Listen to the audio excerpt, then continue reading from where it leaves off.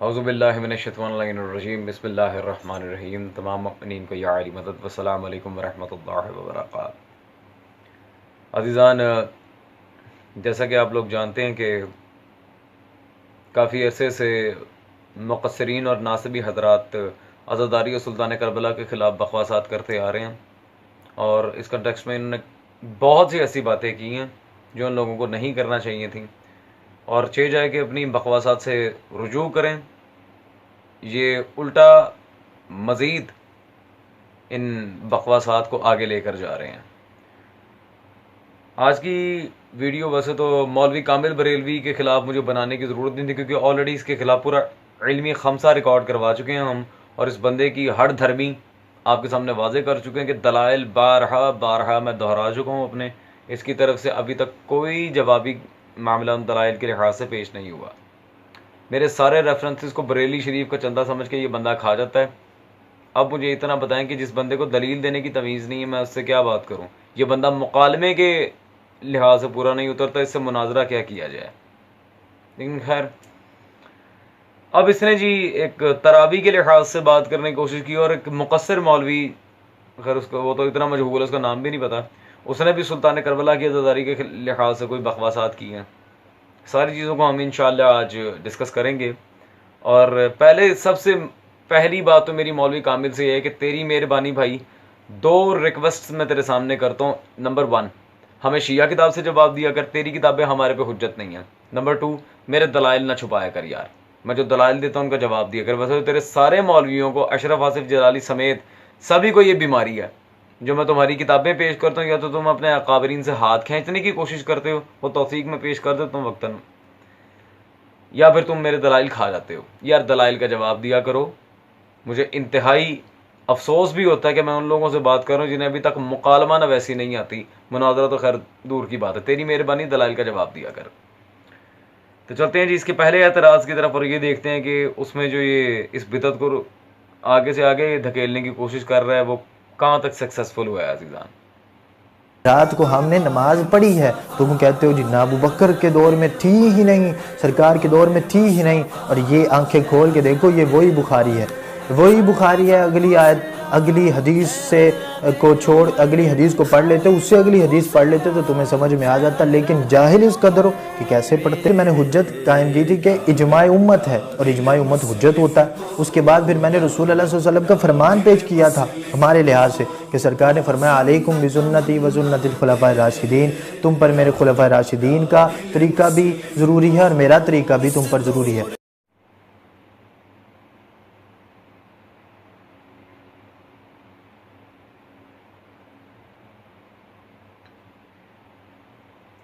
यार भाई एक सच्ची बात बताएगा, तू पागल है या जान के करता है? मुझे बस इतना बता दे आज, तू पागल है या जान के करता है? बात यहां हो रही है तरावी की। हवाला हमें कौन सा दे रहा है? बुखारी। यार भाई ये क्या तरीका है? कोई अलकाफी मल्लायादुल फकी कुतुब अरबा में से कोई किताब हो, बाकी कुतुब हो जिससे सही सनद के साथ कोई एक रिवायत मौजूद हो तरावी पे, है कोई? हमारी किताब से कोई दलील दी भी है आज तक?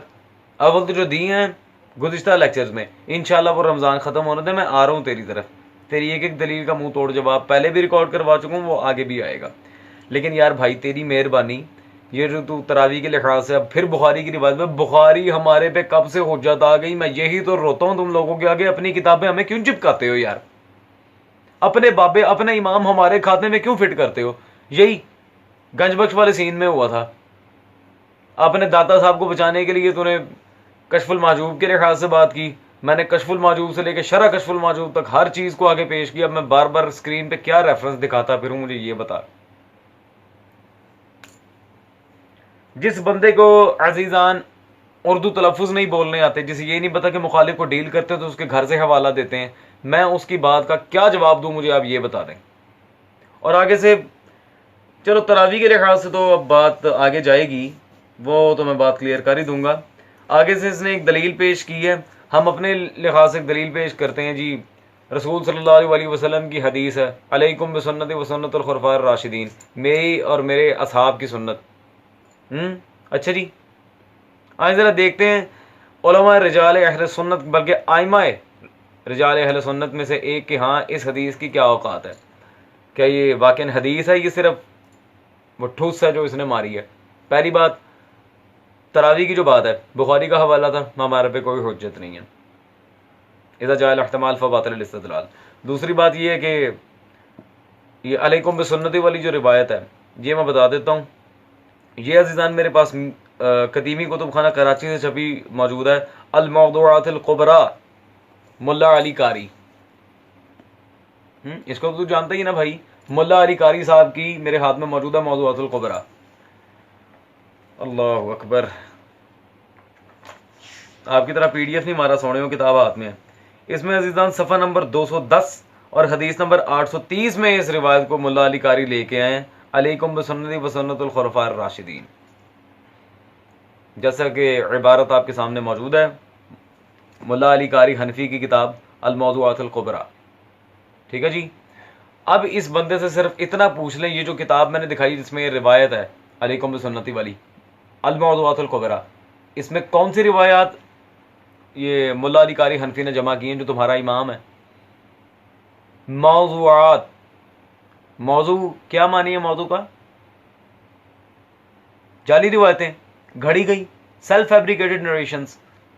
जी, ये जो जिस हदीस से तूने इस्तेदलाल किया था ना अपने तौर पे, कोई शिया किताब का हवाला नहीं दिया, अपने तौर पे जो भाईजान आपने दलील पेश करने की कोशिश की थी, आपके इमाम मुल्ला अली कारी हनफी अपनी किताब मौजूआत में फरमा रहे हैं कि वो हदीस जाली है।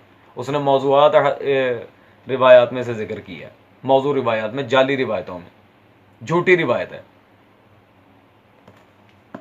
जी, तेरे घर की किताब यार, ये देख ले ओ भाई, कुछ शर्म कर ले।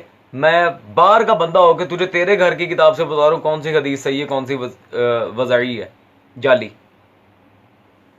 ये तरफ अंदर रिजाल का क्राइटेरिया, सुभान अल्लाह।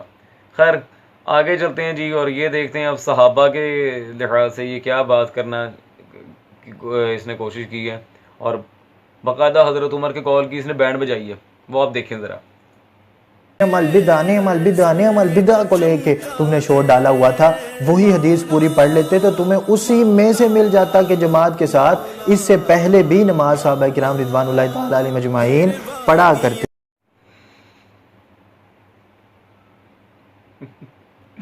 अजीजान मुझे लिटरली बताएं, अब इस बंदे ने हजरत उमर की तौहीन की। मैं बिरादरान अहले सुन्नत से पूछता हूँ, बाकी जो हमारे मुनसिफ मिजाज भाई हैं तेरी तरह नासवी नहीं है, मैं उन्हीं से पूछता हूँ क्या ये हजरत उमर की तौहीन नहीं है?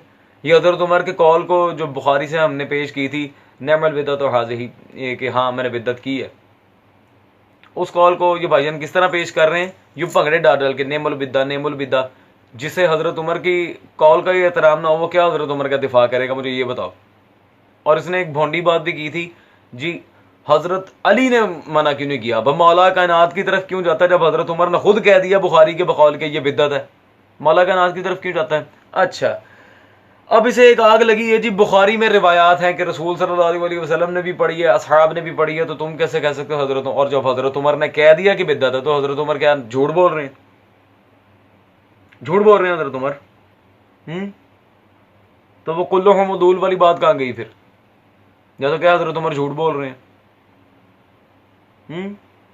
बेटे फंसने वाली बात है। या क्या हजरत उमर ने झूठ बोला है, या फिर मान जा गुज़िश्ता अदवार में नहीं थी। और अगर तफसील चाहिए तो अज़ीज़ान अब मैं इसके घर की किताबों के हवाला जात देने लगा हूँ, उससे बाकायदा वाज़ेह हो जाएगा कि तरावी हज़रत उमर की इजाद है।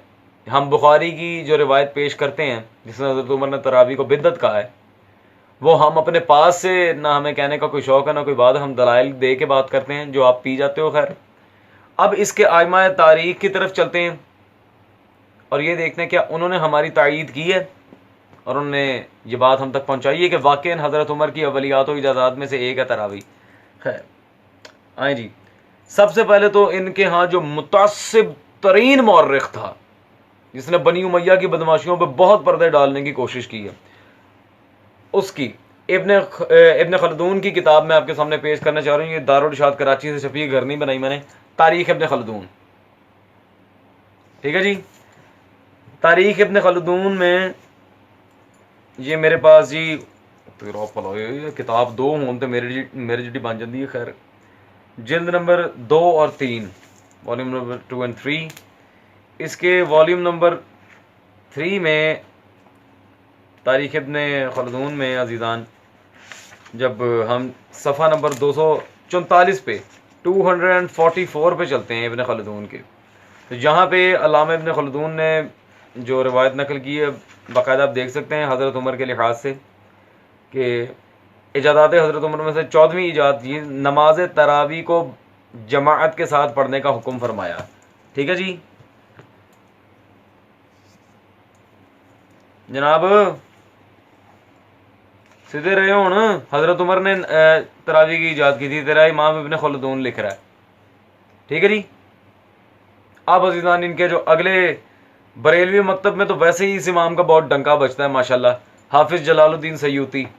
ये उनकी किताब मतबूआ नफीस एकेडमी कराची मेरे हाथ में मौजूद है, तारीख़ुल खुलफ़ा मशहूर किताब है हाफिज़ जलालुद्दीन सयूती की। तारीख़ुल खुलफ़ा के सफ़ा नंबर 36 पर जब हम चलते हैं, हज़रत उमर की अवलियात के लिहाज से अल्लामा सयूती ने भी यही लिखा है, जिन्होंने सबसे पहले ख़ुद को अमीरुल मोमिनीन कहलवाया, दौरा ईजाद किया, सन हिजरी जारी किया, नमाज तरावी पढ़ने का हुक्म दिया। ठीक है जी, हज़रत फ़ारूक है। अल्लामा जलालुद्दीन सयूती ने भी इस बात को बाकायदा तस्लीम किया है कि अपनी किताब तारीख़ुल खुलफ़ा में कि हज़रत उमर ही थे जिन्होंने नमाज तरावी को ईजाद किया था। ठीक है जनाब।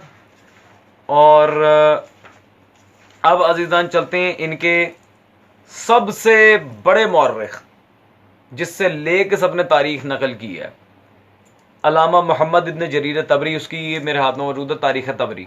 ठीक है जी, तारीख़ तबरी इसकी ये नफीस एकेडमी कराची से छपी है, जिल्द नंबर 3 है मेरे पास। तारीख़ तबरी जिल्द सोम हिस्सा अव्वल सवा 231 अव्वलीन कारनामे। और अव्वलीन कारनामों में हज़रत उमर के लिहाज से अल्लामा तबरी ने भी लिखा तरावी बाजमात। ठीक है जी। तो फ़िलहाल भाई 3 का दिफा करने वालों, तुम्हारे 3 आइमा तवारीख कह रहे हैं कि हज़रत उमर ने ही ईजाद की थी। बुखारी की रिवायत के बाद तुम्हारे बाकी आइमा के अकवाल भी मिल गए। ठीक है जी। और अगर अभी भी किसी किस्म का कोई शुबा, और मैं कसमन ये बात कह रहा हूँ, मैं रोज़े की हालत में हूँ, मैं कसम खाकर अज़ीज़ान की बात कर रहा हूँ कि ये भी बिल्कुल मजाक है। अभी तो इनकी किताबों से अगर मैं ये दिखाने पे हूँ कि कितनी अहले सुन्नत की किताबों में ये लिखा है कि तरावी हज़रत उमर की ईजाद है, कम अज़ कम फिलबदी 1.5 घंटे की वीडियो बन सकती है। लेकिन इतना टाइम मैं बर्बाद करता नहीं हूँ मोमिनीन का, क्योंकि मैं इनकी तरह वेला नहीं हूँ। खैर, अब तो इनकी मैं वो किताब पेश करने जा रहा हूँ, उस रिवायत का जो रावी है वो तो ऐसा रावी है, ना किताब का इनकार कर सकते हैं ना ही उस रावी का। अरब में असहाब ताबईन और तबा ताबईन के लिहाज से जो अवाइल के अफ़आल थे, अवाइल मीन्स से अव्वलन जो काम हुए हैं, उन पर बाकायदा पूरी किताब लिखी गई कि इस्लाम में पहले ये जो भी काम आके बाद में राइज हुए, सबसे पहले उन्हें किसने किया। इनके इमाम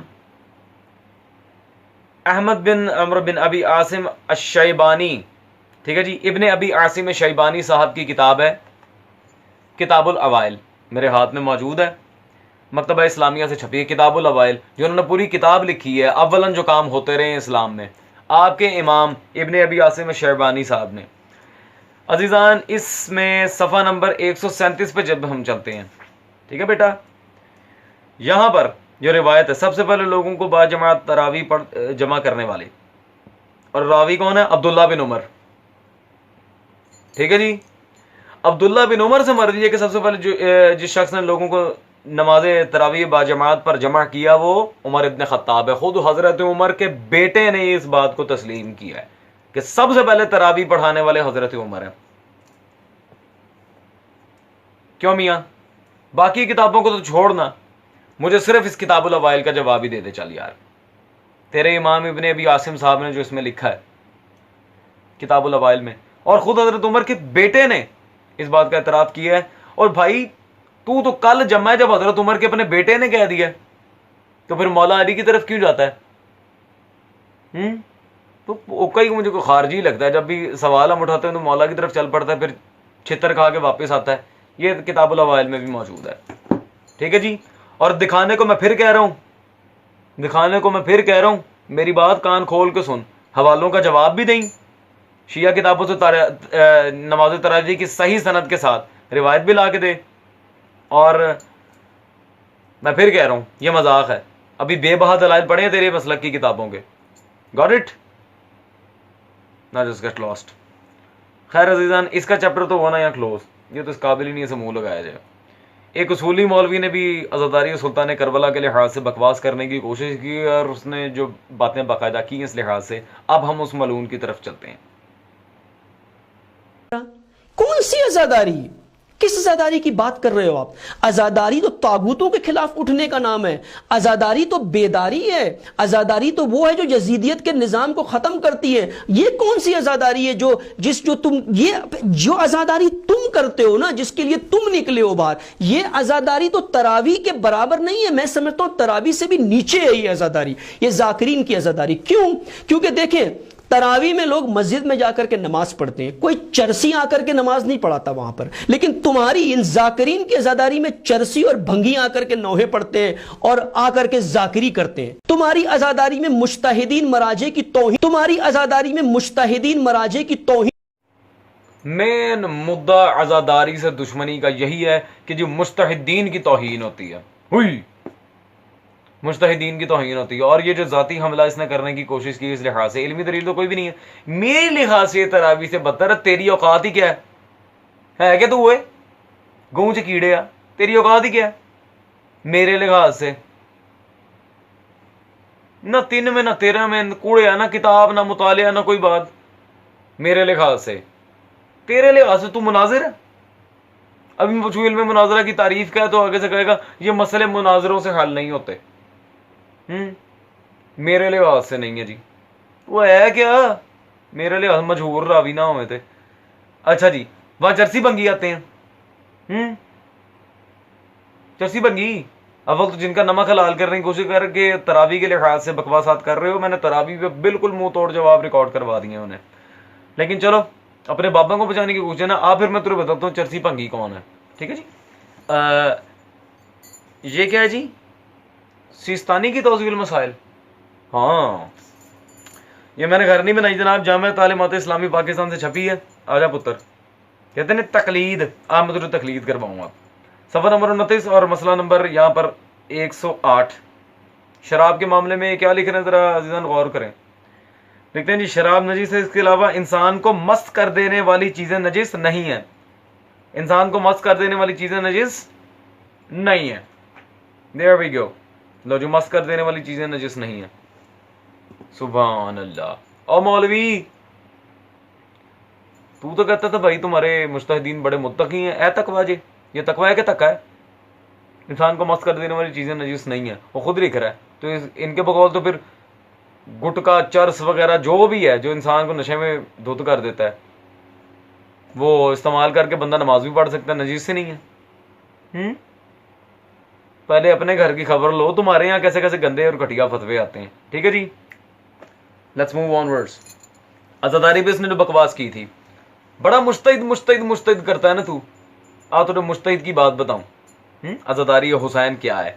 ये मेरे हाथ में जी तेरे आयतुल्लाह रब्बानी खलखाली, जो करेगा आज तुरे खाली, उसकी किताब है अज़ादारी दीदगाइया मरजइयत। ठीक है जी, आओ जी। अज़ादारी दीदगाइया मरजइयत मेरे हाथ में मौजूद है किताब अज़ीज़ान। ये तहफ़्फ़ुज़ अज़ा इदारे से छपी है, घर नहीं बनाई मैंने। सफ़ा नंबर 90 और फतवा जिसका मैं दिखाने लगा हूँ, लिटरली इस बंदे की मैं कहता हूँ आज तबीयत सेट हो जाएगी।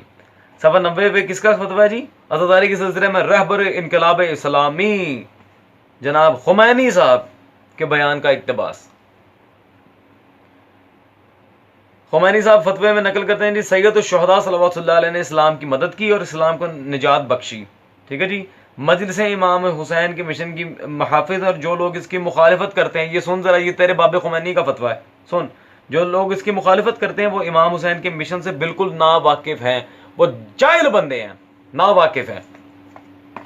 जी मियाँ हैं, मुज्तहिद मराजे की तौहीन करते हैं। पहले तो लफ्ज़ मरजा उनका उन पे इतलाक तो दिखाओ जिनकी तरफ रुजू किया जाए।